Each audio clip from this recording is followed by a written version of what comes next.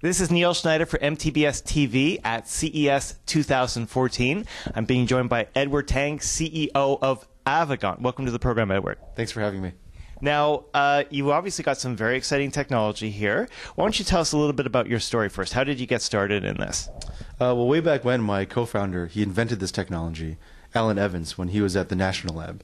He was working on some military projects, and they said, we have this issue with display technologies, especially for night vision. You know, we have these LCD screens, and we've seen all these different head-mounted displays, and they just couldn't fulfill their requirements, you know, for comfort, performance, 3D, and especially long-term use and eye strain. So they kind of challenged Alan and said, what is it about these displays that doesn't work? Can you create something that's better? And so Alan, who has a PhD in electrical engineering, but did a lot of work for biomedical stuff, he looks at it from a more of a medical space, right? How are devices designed to interact with our body?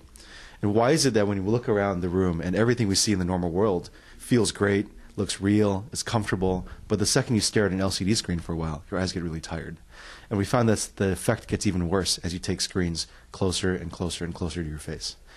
And so he went out to try to replicate how we actually saw the world, and we came up with this amazing virtual retinal display technology that just looks so much more real and comfortable than any other display technology I've ever seen.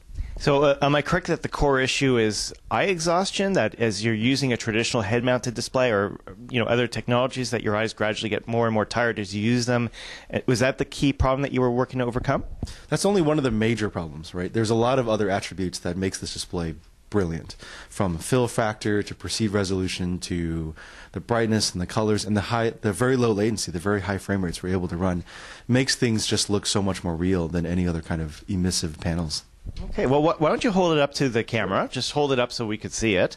And let me show you. I can show you where we were about 3 or 4 months ago. Okay, good. So if you could just hold it up a bit higher there. So what this is a core, just a technology demonstration of the virtual retinal display technology. We're able to take what originally was the size of a coffee table and package it into something that you could finally, put on your face and put on your head. And this was just a core demonstration of the virtual retinal display technology, so that people could get a sense for what this display looked like, what the image quality really was. Because up to this point, consumers haven't really seen what a VRD actually looks like. If I may say, it looks like a shopping spree at Radio Shack. I mean, there's circuitry all over the place. How did you put this together? A very expensive shopping spree to Radio Shack. No, this is all custom made. Custom boards, custom electronics, all custom 3D printed, custom optical design. This is really, we built this from the ground up. Okay. Now, what are the fundamentals of how you get the imagery to the eye? So how the virtual retinal display works, traditionally how people have known virtual retinal displays, 10, 20, 30 years ago, is that a few companies approach the problem by using lasers. So you use either single color laser or they use 3 color lasers, and they have a single mirror that would take the laser and scan the back of your retina. And so there's some issues there. The main one being safety and consumer acceptance. And people are always afraid of the lasers. If somehow the mirror stops scanning, would the laser burn a hole in your eye? And it's somewhat of a legitimate concern. So, some people want the sharks with the laser eyes. I don't know if you know the reference.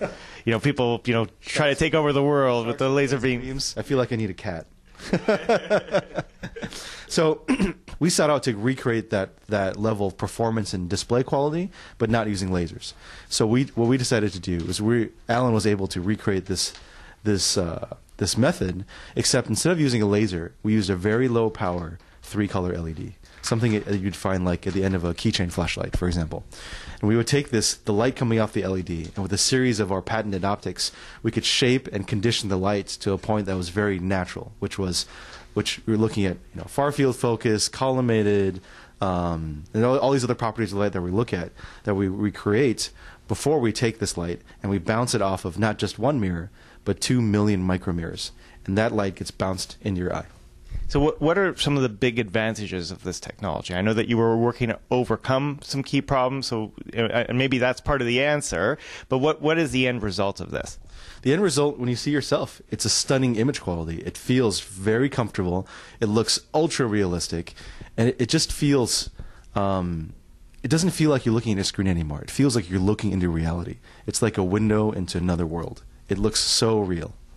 Now, when we're talking about Avegant's display, are we still thinking in terms of resolution, field of view? Are the specs similar to the way you would compare to other technologies? There's always specs, there's always numbers, but the display quality goes beyond numbers. And the analogy I always like to make is back when digital cameras were getting really popular, and people would just go out and buy stuff based on megapixels. They said, this is 20 megapixels. It must be better than this 15 megapixel camera, simply because that number is bigger.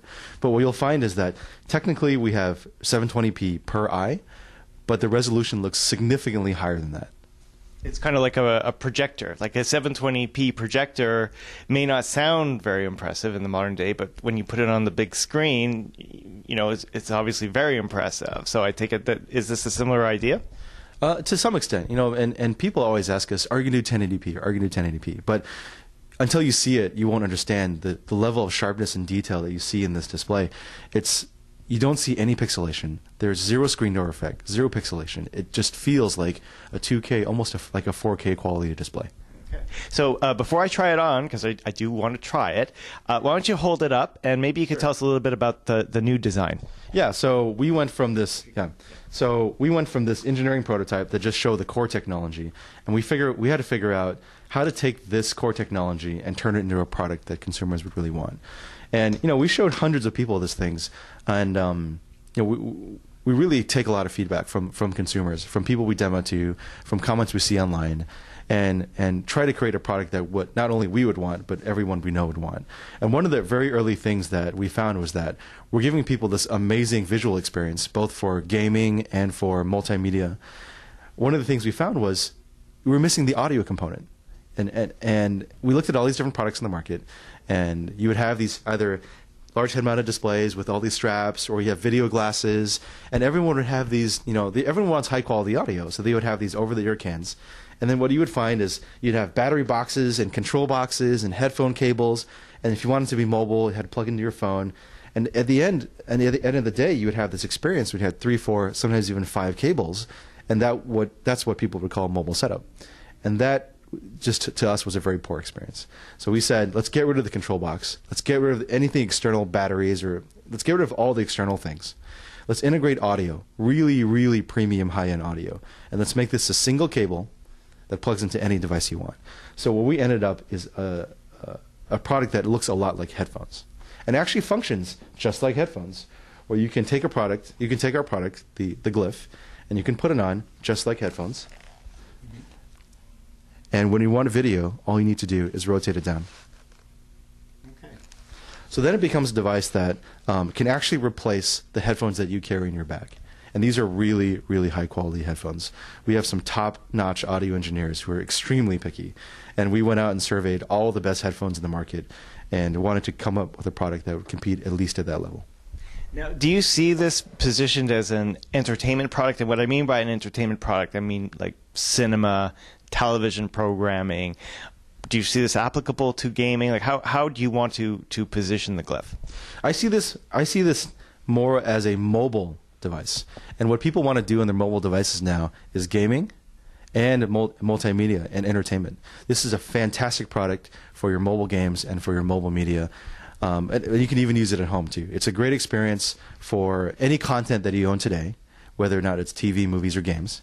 And it's a great product for any platform you own today, whether or not it's your smartphone, tablet, console, or anything else you want to plug it into. Now, do you see this as a virtual reality product, or is it a different positioning? Like, for example, I don't know if it has head tracking. Like, how would it compare to the other solutions in the market? Is it different positioning? Is it head-to-head? How would you define it? So we're not focused on virtual reality, and one of the things is the field of view is not at a very immersive virtual reality kind of size. Our field of view right now is about 45 degrees, so when you put it on and look inside, it feels like you're sitting in a giant private movie theater.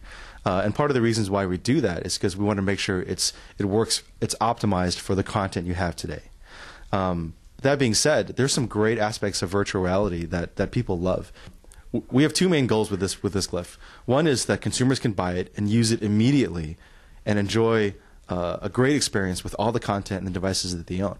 But two is we're bringing in a Bluetooth wireless head tracker into this device because we think that developers will be very excited about developing for head tracking applications on the mobile platform. Sorry. Now, I keep hearing mobile, which is great. I mean, obviously, there's a lot of demand now for mobile technologies. Is this something that will work on PC as well? This device will work with anything you plug it into. It has a standard HDMI or MHL cable that you can plug into your Mac, your PC, your Xbox, PlayStation, phone, anything you want. And what about the tracker? And the tracker right now is a Bluetooth tracker. Right now we have it running on PCs and Macs, no problem. We're going to release a software API to make sure developers can use it for their mobile development just too. Do you have a rating yet for the tracker as to its refresh rates? Like, I know some solutions go as high as a megahertz. Have you finalized any specs on that? You've seen a megahertz head tracker? I think the Rift actually. I mean, another product. Oh, I'm sorry. What was it? Kilohertz. Okay, excuse. I still learn as I go here, but nonetheless, do you have a spec yet? Obviously, everyone is targeting 1 kilohertz head tracking, and that's what we're targeting to. And previously, we've demonstrated our wired head trackers with our engineering prototype, and we've been at a lot of conferences and showing a lot of press and media our previous head tracker, and the latency is fantastic. Part of the whole latency issue is not just the head tracker, it's also the display latency. And I'm proud to say that we have one of the fastest displays ever made. Even these very early engineering prototypes, this is an extremely early alpha prototype. It's running around 12 milliseconds latency. Okay, well, enough talk on my part. Let's see. I want to try this thing on, and we'll work from there. Okay? Sounds great. Okay, great. Okay.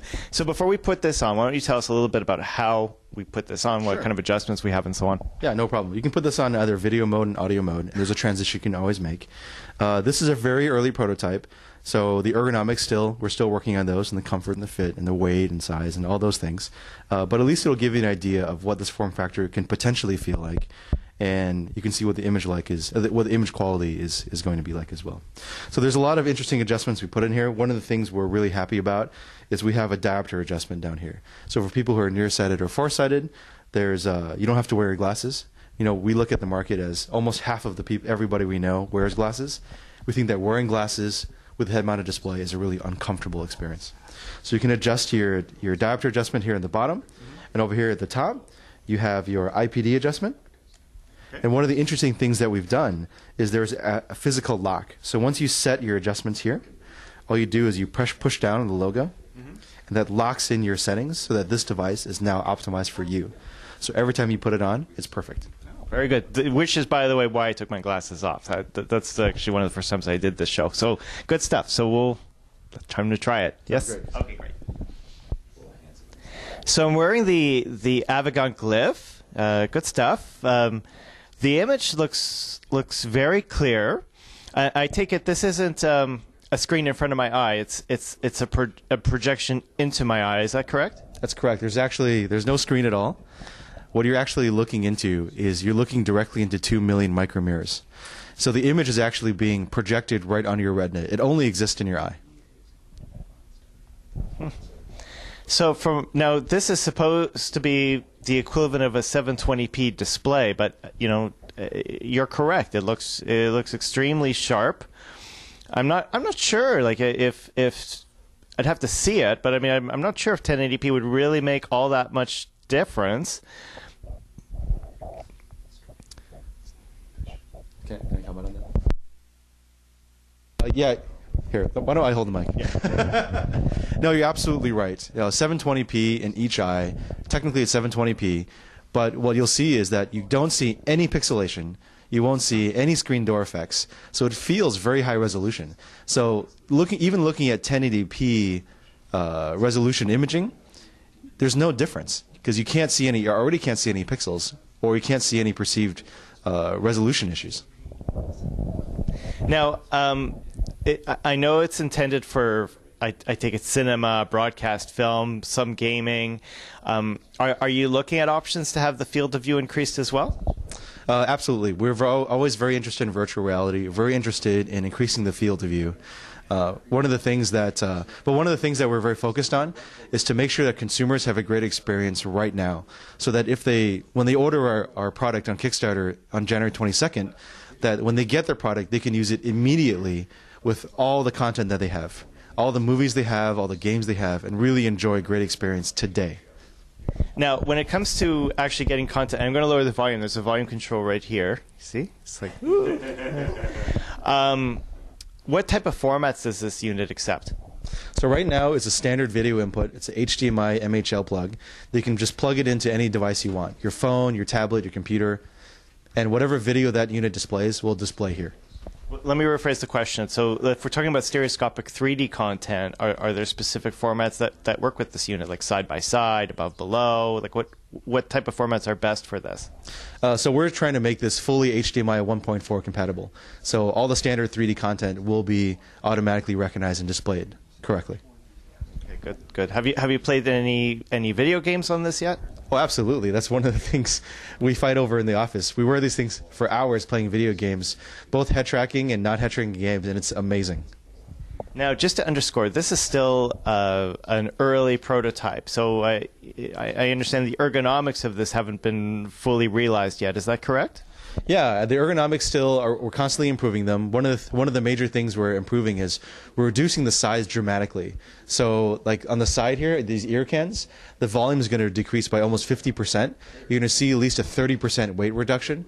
And then of course the comfort issues and adjustment issues are continually being improved. So the product that people are going to order on Kickstarter is going to be significantly slimmer, lighter, more comfortable than what you're seeing right now.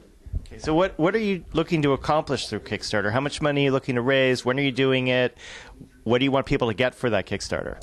Well, you have to hang tight to see what the goals we're going to set for Kickstarter, and you'll see in a couple of weeks. But one of the things that we're absolutely critical is we really need the support of our fans. We need the support of Kickstarter consumers to take this brand new display technology and commercialize it into the market. And what we have now is just a very early demonstration of what we think this technology is going.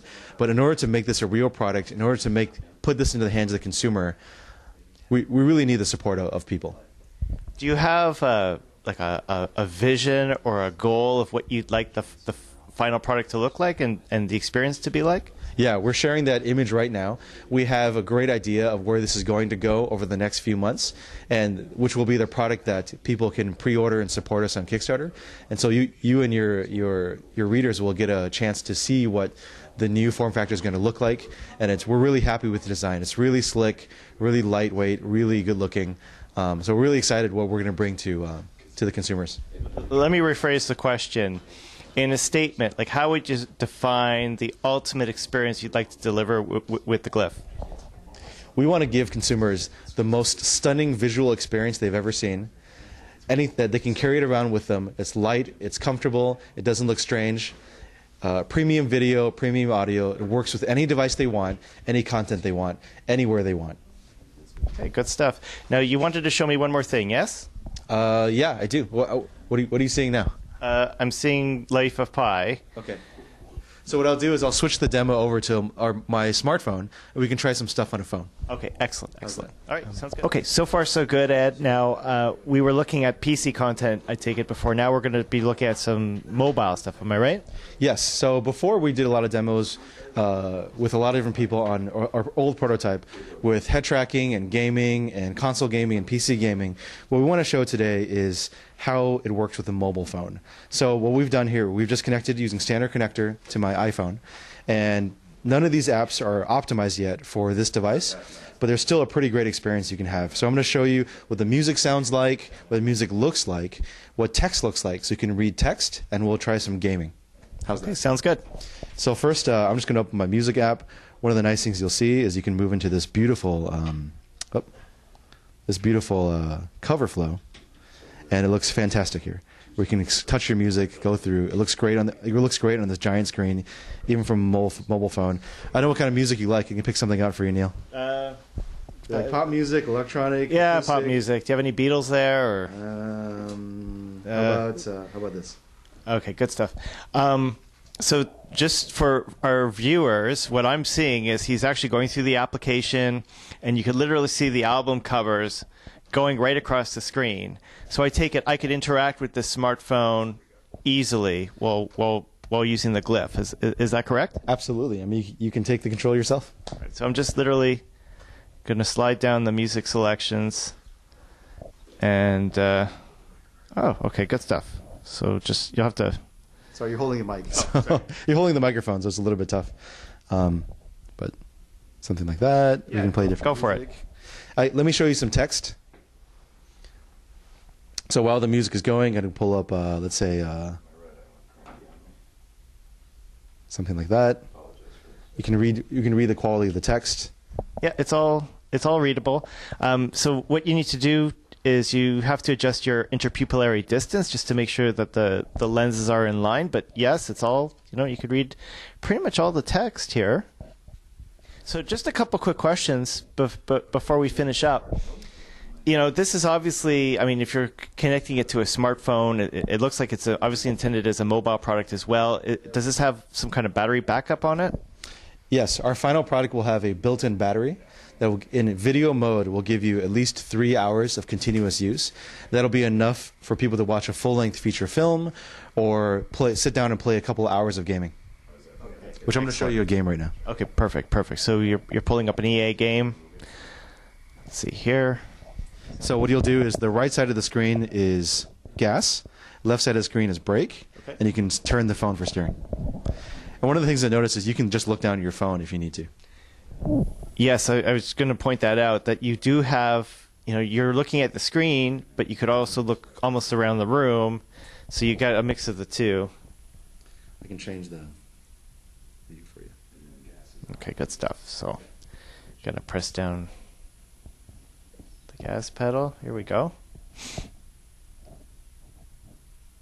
Yeah, sure enough. It's gaming on the go. It's a big screen in front of me. This isn't 3D content, mind you, but it could be, yes? Yes, it could be. Additionally, we're hoping developers will start creating apps that are the controls are specifically designed for this content, and also that people will start developing head tracking content for games like this, so that not only when you're playing your game, you can turn your head and look around. All right, good stuff. Well, congratulations. It looks like it's a work in progress, and I take it we're going to see a Kickstarter for this within the next couple of weeks, yes? Absolutely. January 22nd, we're going to be selling the next generation of the Glyph at $4.99, and so that people can expect to see those products in their hands by fall of this year. Okay, fantastic.